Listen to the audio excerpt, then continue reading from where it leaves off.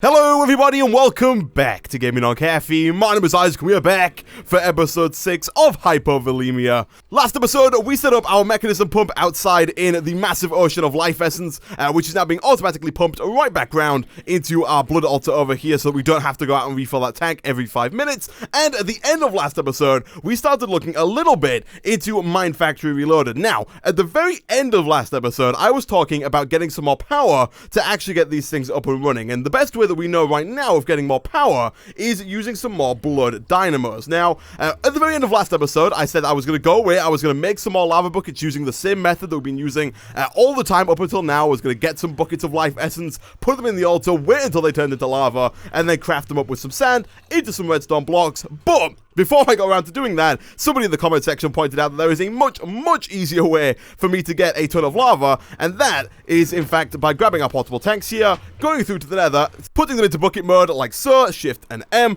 and then just running over to the nearest pool of lava and picking up just a ton of the stuff.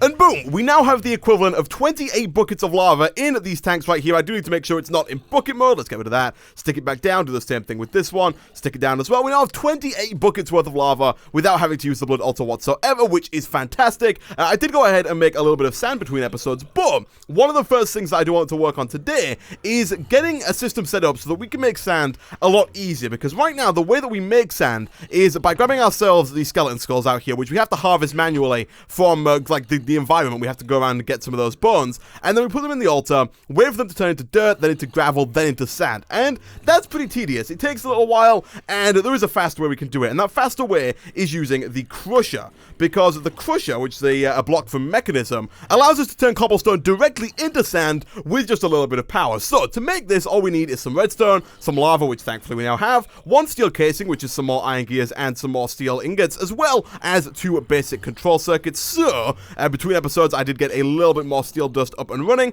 Let me quickly grab 2 pieces of redstone and then see if we have any osmium lying around so we can make those control circuits. Whilst we're waiting for those, let's stick the steel in there. Do we have any osmium lying around, or any osmium ore possibly? It doesn't look like we do. We've got a little bit of osmium essence, so it looks like I'm gonna have to quickly do some bone milling here. And by the way, if you're wondering why I have almost 5 stacks of string in my inventory, that is because between episodes I did go up into the mob spawn, and I'll show you a picture real quick here of what the mob spawn looked like when I went up, and I figured out pretty quickly what was causing the issue for why we weren't getting that many mobs falling down. And it turns out the issue was spiders. It was really bad, like a ton of spiders that had just filled the place up with cobwebs, meaning that no more mobs could spawn, and all the mobs that did spawn were just like stuck in cobwebs and couldn't do anything. And so what I've done is I've got rid of all of them. We got a ton of string from breaking all of those cobwebs with my sword, and I went ahead and put down a bunch of slabs, so hopefully now no more spiders should spawn up there,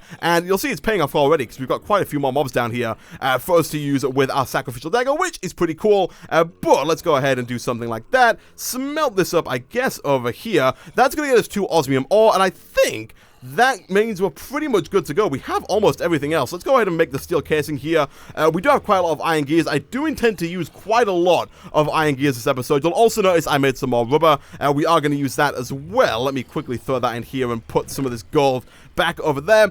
Also, I don't know if we're going to use a lot of gold in today's episode. I cooked it up because we might need one of those high-tier golden apples, which you can make, by the way, if you want to make one of these golden apples. We need 8 blocks of gold, which is the equivalent of 72 golden ingots, which we do now have, so if needs be, we can go ahead and make one of those, but I'm not quite sure if we're going to need it. Let's run back over here and quickly turn our osmium into some control circuits. And now we've got those, we should be able to make ourselves a crusher. Nice. So let's grab this guy and let's hook him up to the power situation we have over here. Now, I did just look at the recipe and I was a little bit off. It doesn't actually turn cobblestone directly into sand, but what we can do is we can put cobblestone in there, it will turn it into gravel, which we can then turn into sand.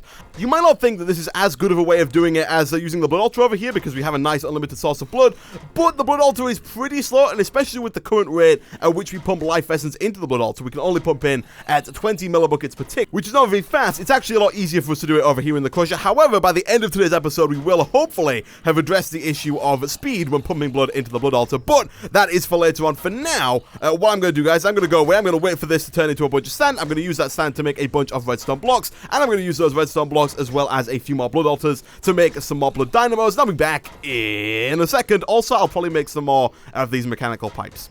Okay, so a little while later, I've made enough redstone for us to make 2 more blood dynamos, and I've also made a bunch more of these mechanical pipes. Now, I've made a bunch more, but I think we might need even more than what we've got already. So, what I'm going to do is I'm going to take this guy over here, the compressed carbon, and I'm going to make 10 or 5 more steel from this. If I throw that in there, and then throw 5 ingots in there, I think that's enough. Yeah, 100 carbon will get us 5 steel ingots worth. Cool stuff. So, the plan now is to get power round and to our Mine Factory reloaded machines, which we're going to work on in a second, because I know there's a problem right now with the current setup. So first of all, I want to do something like this. The reason I'm going up and over is I don't want the blood to be touching this guy here. I don't know if it matters at all. I don't know if blood can go into this, but when I tried it a second ago, it did kind of look like it was flowing in there, so I just don't want to connect it just to be on the safe side. But we now have blood automatically pumping down and into this blood dynamo, so all of these machines here should be good for power pretty much for life, unless we need to add like 1 or 2 more dynamos to power more machines in the future. But for now, all these should be good. And finally, of course, we want to have one that comes round to this planter and harvester setup to power both of these. Now,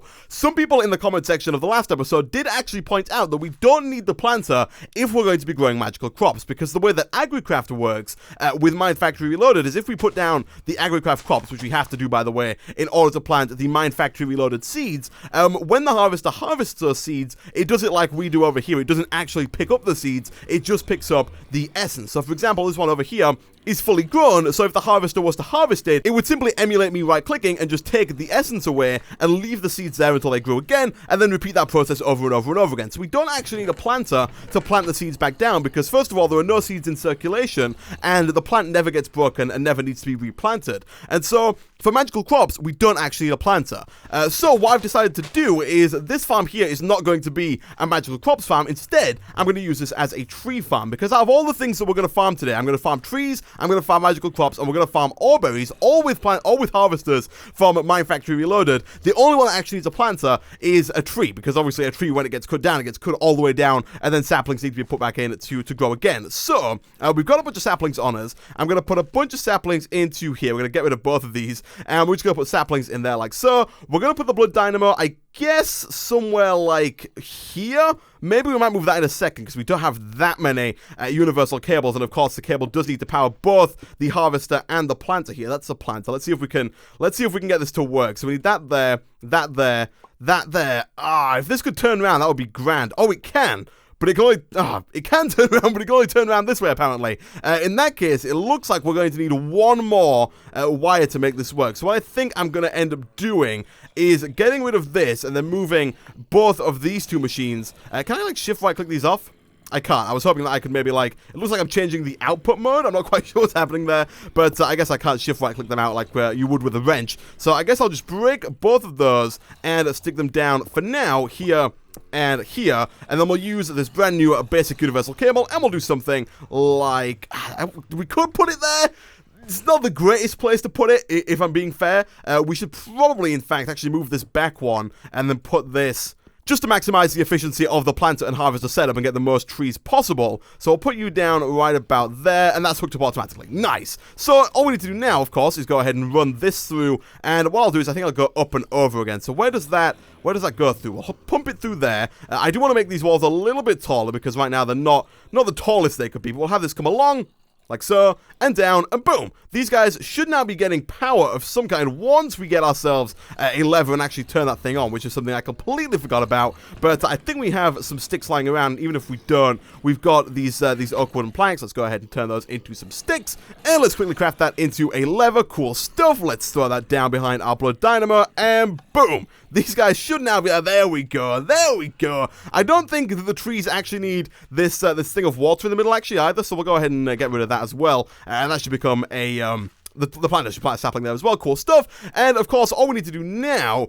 is grab ourselves a sapling real quick and tell our logistical sorter here to go ahead and move this. Now, someone did point out that we could probably reorganize this, or reorient this, I should say, using the configurator. So I want to give that a try real quick, because I'm not 100% happy with where it is right now. It's a bit in your face when you walk through the store. So I would like to try and see if we can get this to work again, where it comes out the bottom. Not like that at all. It turns out we cannot. For whatever reason, I don't know why, but for some reason it does not want us to do that. So what I think I'm going to do instead is have it come off this side, just so it's not like in your face as soon as you come out the door, and then we'll have it kind of pumped down, around, and back into those bottom set of logistical pipes, like so. And now all we need to do, we come into here, we could probably get rid of that filter because we don't need it anymore, but we could set a new filter for saplings, save, and now saplings get pumped out background into the planter, so that the planter will always have a continuous supply of saplings to put back down, and now we have an automatic tree farm. Kinda cool. The really cool thing about this is not that it gets us a bunch of wood and apples and saplings, which is cool, but the really good thing is that it helps us with the other farms we're about to set up as well, because right now the fastest way that we can grow crops is with the growth pulses. Like these guys over here all have growth pulses underneath them, at least these first three, and they grow so much faster than anything else around here. And eventually what we'll want is we want growth pulses underneath all of our Oreberry bushes and all of our magical crops. Now, if we look up the recipe for a growth pulsar, the hardest part about it is the diamond in the middle. And as of right now, the easiest way for us to make a diamond is using this recipe here, an alchemistry set with 5 blocks of coal and 1,000 life points. And of course, if you've watched the previous episodes, you'll know that the way we make coal is using charcoal and a tiny amount of life points in the blood altar, 20 life points. And how do we get charcoal? We use wood. And so having this massive tree farm is in turn, or this massive tree farm, having a tree farm, it's not particularly massive just yet, but having a tree farm that's going to automatically get us a ton of oak wood going forward, hopefully,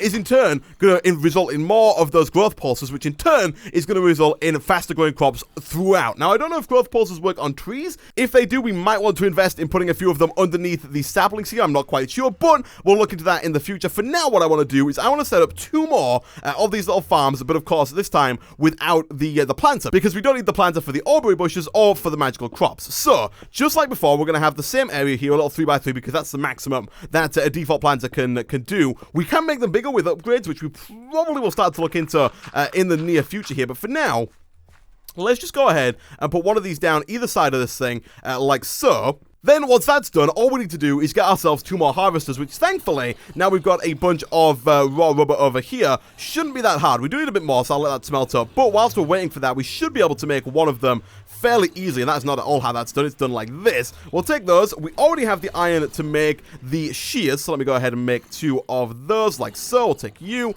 and then all we need is this. Boom, boom. And boom, 1 harvester done. I did have to wait a little bit for some more rubber to smelt up there, but that's fine. And now, basically what we're going to do is the magical crops one is easier. All we have to do for that is throw down the magical crops with the crop sticks and some water in the middle, and those things will grow continuously forever and ever and ever. The slightly trickier ones to grow are the Oreberry bushes, but thankfully, they're actually not that bad. Now, can I turn this thing around with this? I can't either. Wow. Okay. So, the bit that's tricky about the Oreberry bushes is that they have to be in complete darkness. But, just like we've got slabs set up over here to make sure that the whole thing is in complete darkness, we can do the exact same thing over by our harvester and achieve the same results. So, I don't know if we have that many slabs lying around. I thought we had quite a bit of cobble, but apparently I may have been wrong. So, I guess instead what we'll do is we will pick up a few of these ones over here, because we're about to get rid of all of these and move them over to the harvester as well, because how many of these do we have right now? 1, 2, 3, 4. We have 8 of these, and we have 9 slots. We also have quite a few more of these lying around, so I might end up putting down like 1 extra iron Oreberry bush, because iron seems to be the one that we're using a lot now, especially for steel. But basically, we're going to grab all of these.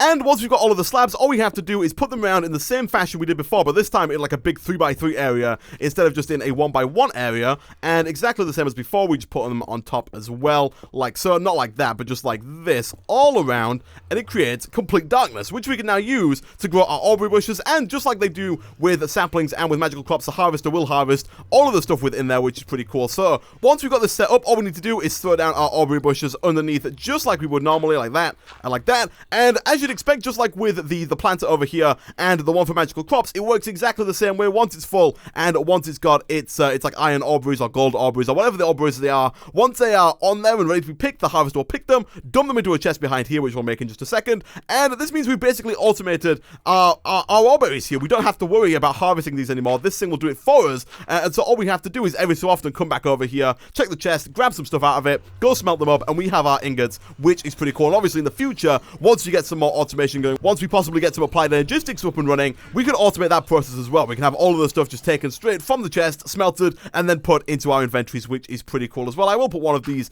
aluminium ones down as well, just because we haven't actually used any of those so far. And then finally, the last thing we need to do, of course, is put back down our growth pulsers to make sure these things go nice and fast. Now, I would like to, again, try and keep it somewhat even here. I don't want to put them, like, all down on iron. We'll put one there on iron, we'll put one on gold, and we'll put one on copper, because, again, those are the ones that I seem to be using an awful lot of recently. We haven't used that much tin. I don't know if that's going to change in the near future, but for now, we will put one down there underneath the copper, and we'll put the final one down over here underneath the gold. And basically what I'm going to do now, guys, I'm going to go away. I'm going to make one more of these, of the harvesters, stick it down on the other side here. I'm going to stick it down over here, get a bunch of magical crops, set all those up. I'm going to make some more of these basic universal cables so that we can hook up the 2 new harvesters with power, and I'll be back in a second. And there we go. A little while later, we now have 3 fully functional farms. This one over here growing our magical crops, this one growing and harvesting our trees, and then this one over here doing all of the Oreberries. I actually wonder if this one's got any yet. It has already. It's working. That is awesome. I'll go ahead and throw these in here just to clear out my inventory a little bit. And now what I want to start working on is I want to start working on something we mentioned a little bit earlier in today's episode, and that is the speed at which we can transfer things into and out of our blood altar, and that is to do with runes. So again, if we look in the quest books, we haven't really looked in the quest book too much during today's episode, although I think we might have done a quest under Mind Factory Reloaded. Yeah, we did. We did 2 quests. One for the harvester, which we can now claim, as well as one for the planter, which we can also go ahead and claim. It does say forest. It knows that that's for the tree farm. But we can go ahead and get rid of... Oh, we got some upgrades. Ooh. What I might do then in that case between episodes is work on making this room bigger and work on trying to get a bigger area for maybe my tree farm and my magical crops farm. I'm not too bothered about getting a bigger Oreberry bush farm just yet, because although we do have more Oreberries, I'm not too fussed because we are getting a lot of these, and these do smelt up into like 3 iron each or 2 gold each, and I think 2 copper each. So we're going to get a lot of stuff from that, like, regardless. So I think I might work on getting the tree farm and the magical crops farm a little bit bigger, because I didn't quite get all of the magical crop seeds down. But aside from that, if we go back over here and we go back into offering more, the next quest in the quest line is pumping blood. And what this quest wants us to do is it wants us to make the rune of dislocation. And then if we look at the next quest wants us to make the rune of augmented capacity. And I want to make at least one of each of these and put them into our altar. All you got to do is replace one of these runes. And basically what runes do, for those who don't know, is they upgrade your altar. They give them certain effects that they otherwise wouldn't have had. So for example, the rune of dislocation, which is the first one we need to make, this guy over here, increases the speed at which stuff can be pumped in and out of your altar by 20%. So basically, right now, we can only pump in 20 millibuckets per tick. It tells it here in the quest book. 20 life points per second, I think it is, actually, not per tick.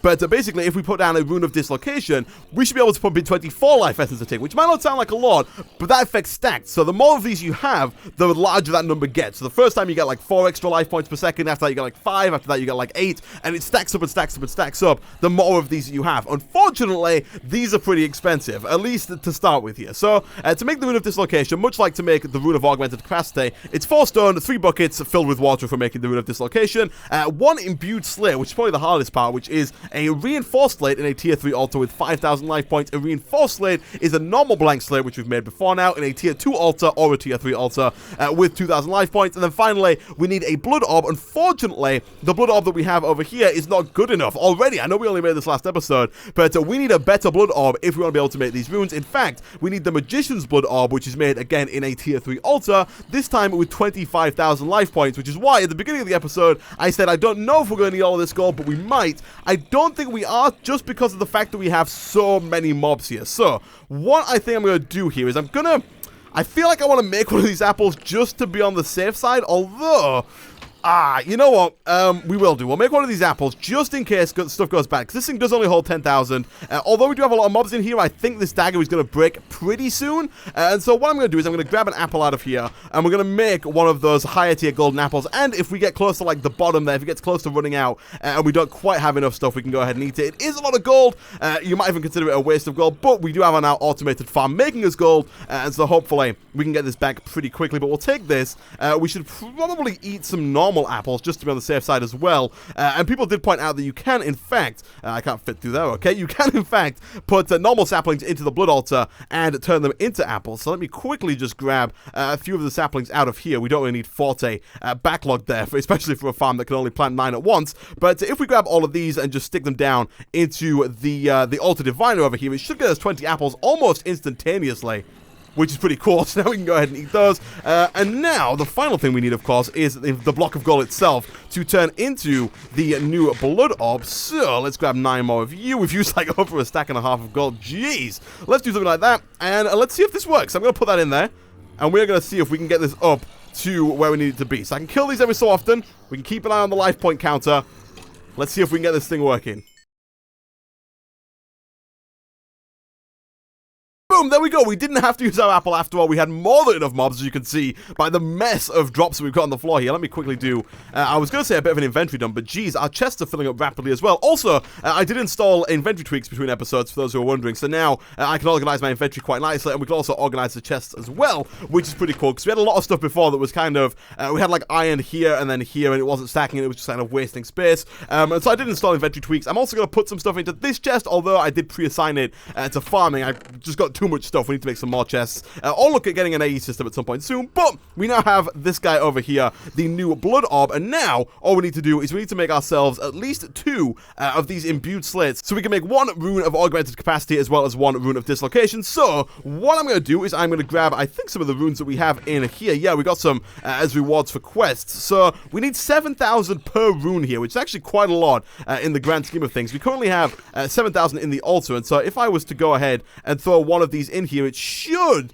get all the way to being one of these imbued slates, no problem. And it has. Cool stuff. So now let's take this, and I think we should use our first one to make the Rune of Dislocation. Mostly because it's the first quest, but also because it will also go ahead and help us with the next one, because obviously we can now pump stuff in faster from this tank into the Blood Altar, which will make making all future runes just a lot easier. So to do that, we are going to need some more buckets. We've been tearing through buckets. We've been tearing through buckets pretty quickly this episode, using them for quite a lot of stuff, mostly making those mechanical pipes, but also just kind of everything requires buckets these days. So we'll go ahead and take those, and we need to fill them up with water. Some people didn't all seem to realize that I have an unlimited water source over here, which I do have. I can go ahead and just grab water from there limitlessly. I don't have to use the blood altar to do that anymore, which is pretty cool. And finally, all we need is some stone, which I have in here, and we should be able to do something like this. We'll put you there, we'll put you there, we'll put the buckets here, here, and here. And boom, we got ourselves a Rune of Dislocation. Nice. So what we're going to do is we're going to go ahead and break one of these runes we already have, which is going to take our altar back down briefly